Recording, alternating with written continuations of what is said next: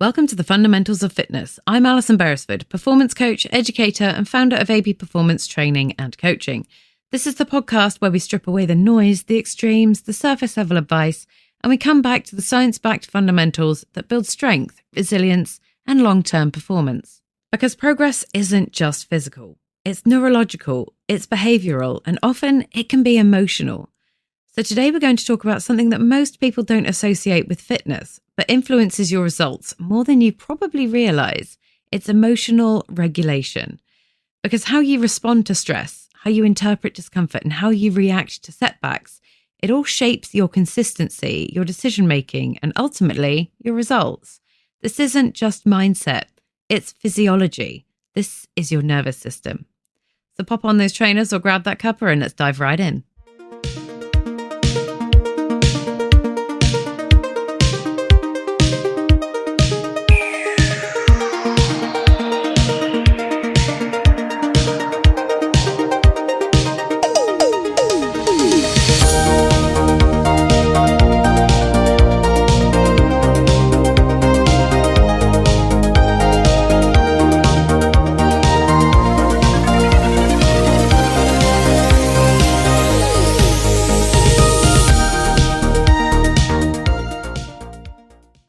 So let's throw ourselves right in. What emotional regulation actually is. So emotional regulation is your ability to manage and respond to emotional experiences. Not suppress them, not ignore them, but regulate them. In the context of training, this matters more than most people realise, because fitness isn't just a physical process, it's a behavioural one. And behaviour is influenced by your emotions. So let's look at some everyday examples. You might feel tired, so you might skip a session. You feel stressed, so you might overeat. You feel unmotivated, so you stop tracking. You might feel frustrated, so you change your plan. None of these decisions are purely logical. They're emotional responses. So let's look at the scientific layer here, the nervous system. And your nervous system constantly evaluates your environment. It asks, am I safe? Am I under threat? And based on that, it adjusts your physiology. This includes regulating your heart rate, hormone release, muscle tension, and energy allocation. So let's have a look at an athlete comparison in pressure environments. See, athletes train emotional regulation deliberately because in high pressure situations, their heart rate rises, focus narrows, decision-making can become reactive. Those who can regulate their responses perform better, not because they feel no stress, but because they can manage it. So what does this mean for you? Your emotional response influences your behaviour, and your behaviour can determine your results.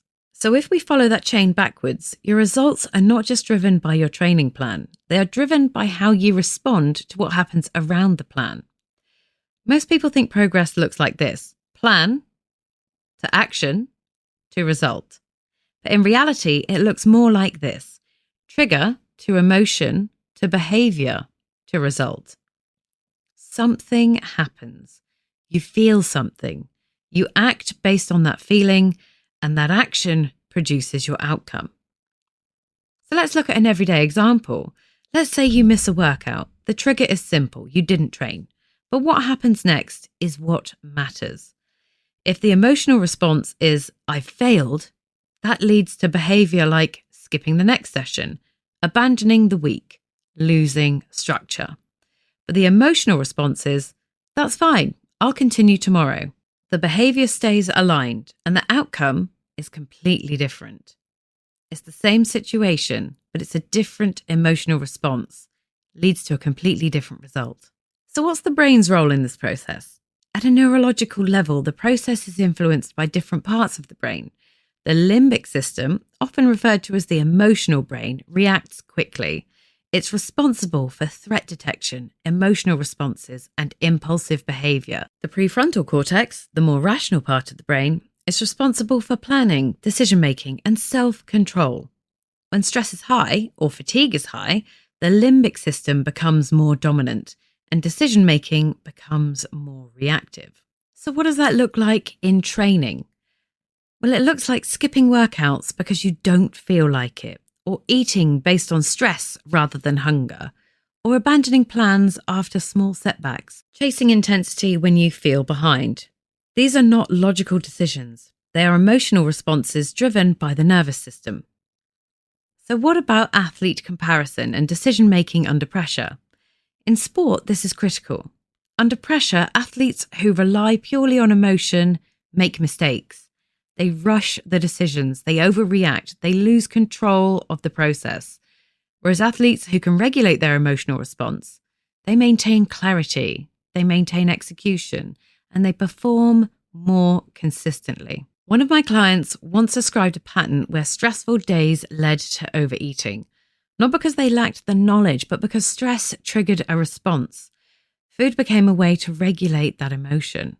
Once we identified the pattern, her focus shifted, not just on her nutrition, but on recognizing the trigger and creating a pause.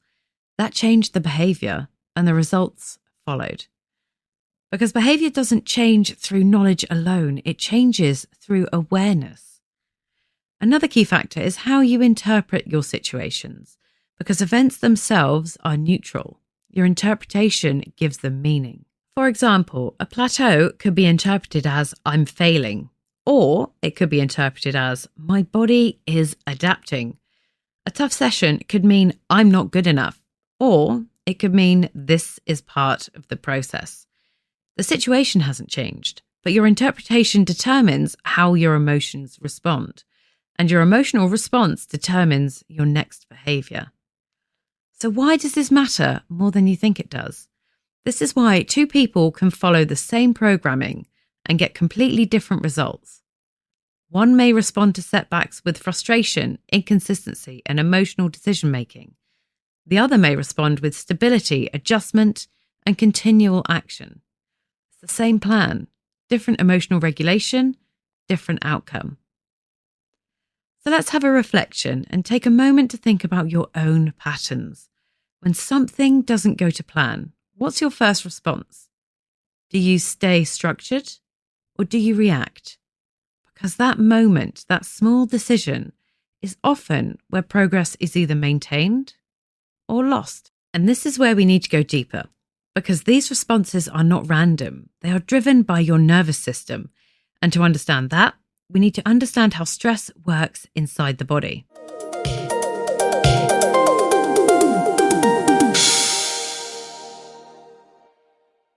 To understand emotional regulation, we need to understand stress, because stress is not just psychological, it is physiological.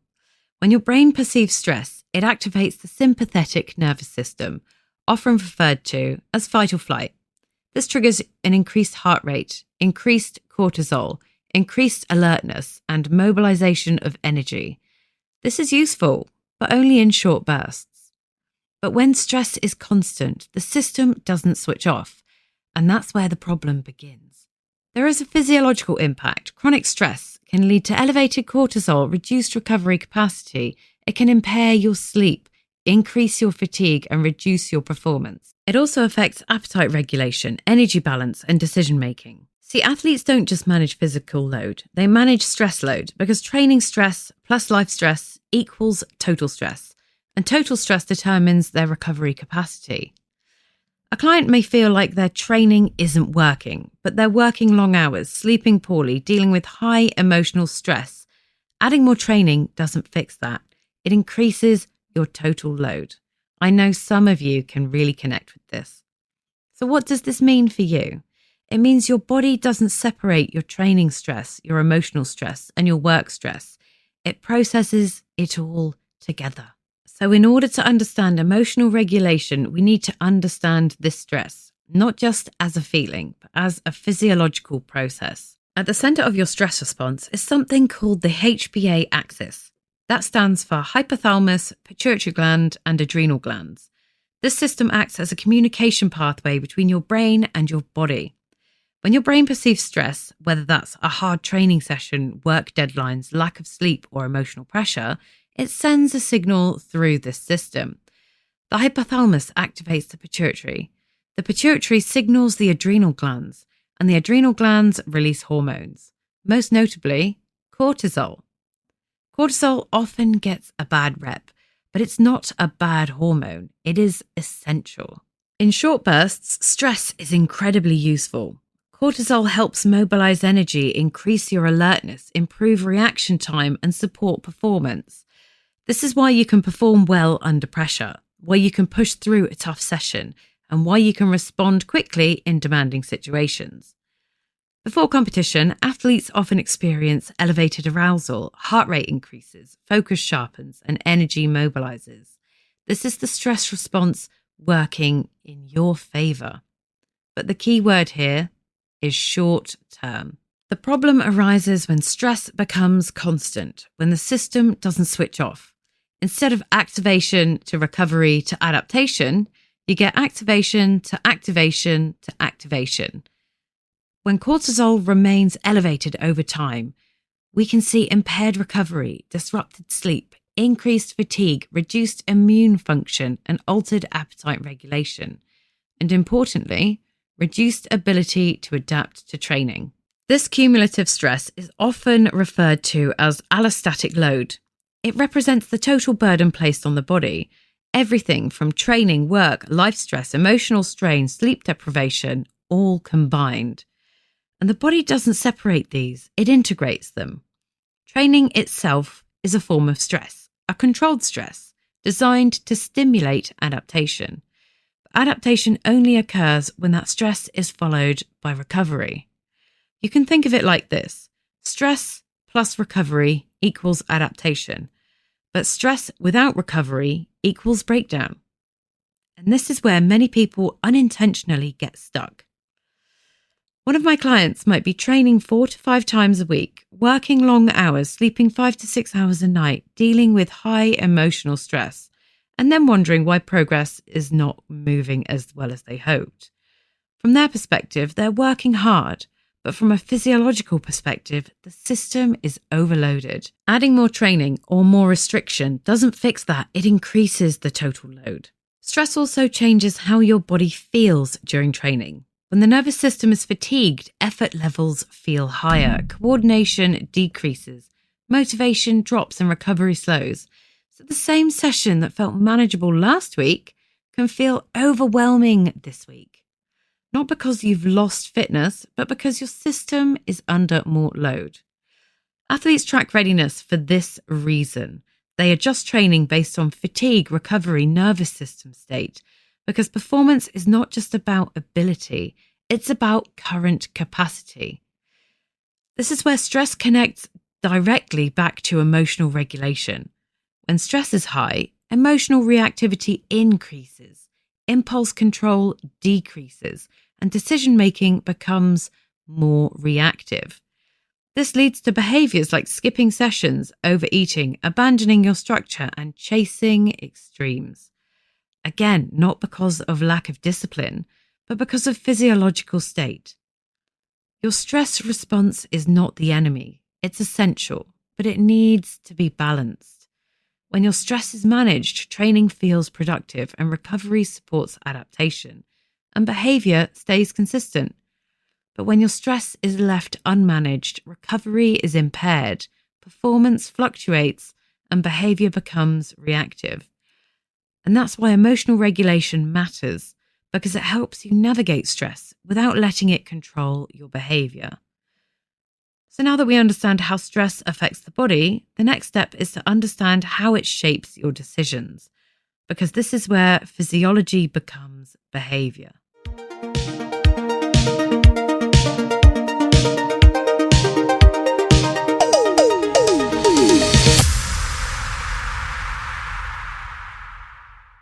This is where everything connects, because your results are not determined by what you know. They are determined by what you consistently do, and consistency is driven by your behaviour.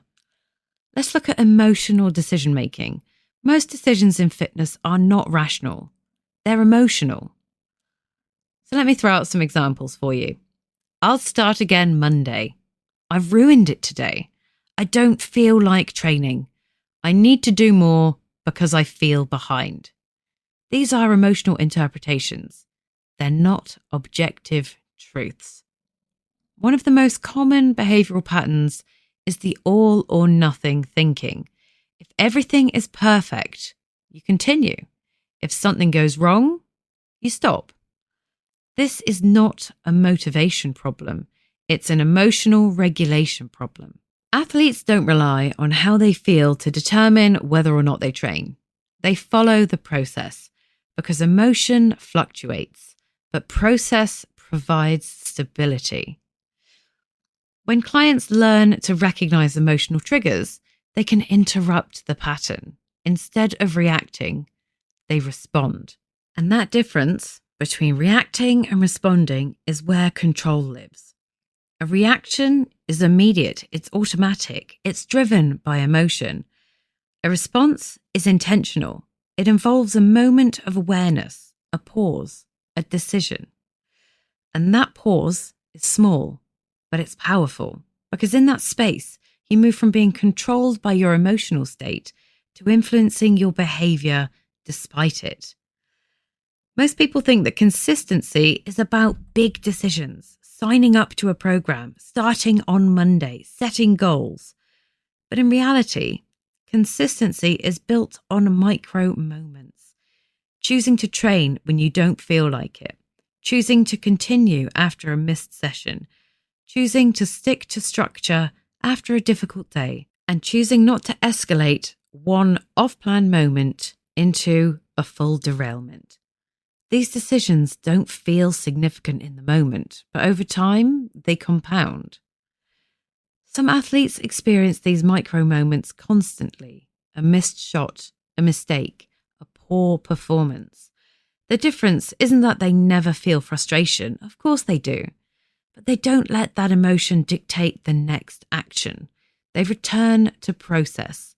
Because in performance environments, one emotional reaction can cascade into multiple errors. And the same is true in training. Emotions can create momentum. One negative response can lead to another skipped session, another unstructured decision, and another deviation from the plan. And suddenly, one moment becomes a pattern. But the reverse is also true. One controlled response can maintain structure, consistency, direction. And over time, that creates progress. So how do you move from reaction to response? Well, it starts with awareness, but it develops through repetition. Each time you recognize an emotional trigger, pause, and choose a different action, you reinforce a brand new pattern. At a neurological level, this is linked to neuroplasticity. Your brain adapts based on repeated behaviours. The more you react automatically, the stronger the pathway becomes. The more you pause and respond intentionally, the stronger that pathway becomes. So emotional regulation isn't just a mindset. It's a trained neurological skill. I've worked with many clients who used to spiral after small setbacks. Missing one session led to missing several. One unplanned meal led to abandoning structure for days. Once they learned to interrupt that pattern, things changed for them. Not because their plan changed, but because their response changed. Instead of "I've ruined it," they moved to "I'll just continue." And that shift was enough to maintain their consistency. So what does this mean for you? You don't need to eliminate emotional reactions. They're normal. You just need to create space between the emotion and the action, because that space is where your results are built. Let's have a little reflection here. Next time something doesn't quite go to plan, notice your first reaction. And then ask yourself, what would a structured response look like here? Because that moment is where your consistency is decided. And once you can recognize that moment, you can begin to control it. And that's exactly how emotional regulation becomes a skill, rather than something you just hope for.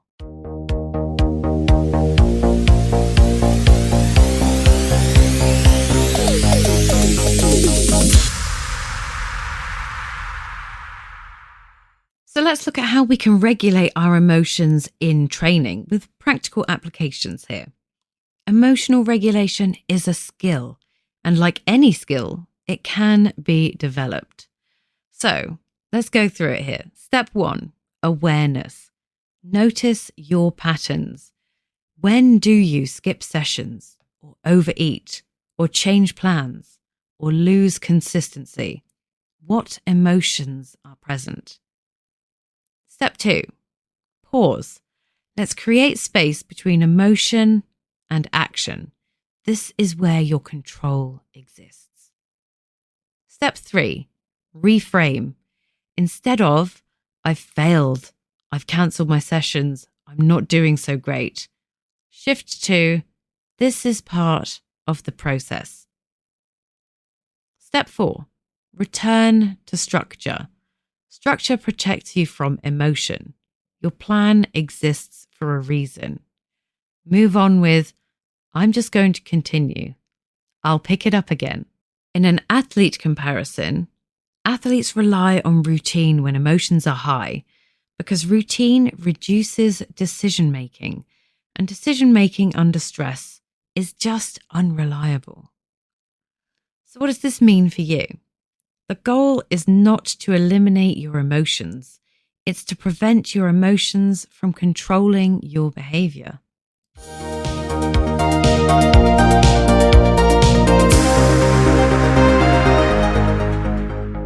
Your nervous system shapes your behaviour. Your behaviour shapes your consistency, and your consistency shapes your results.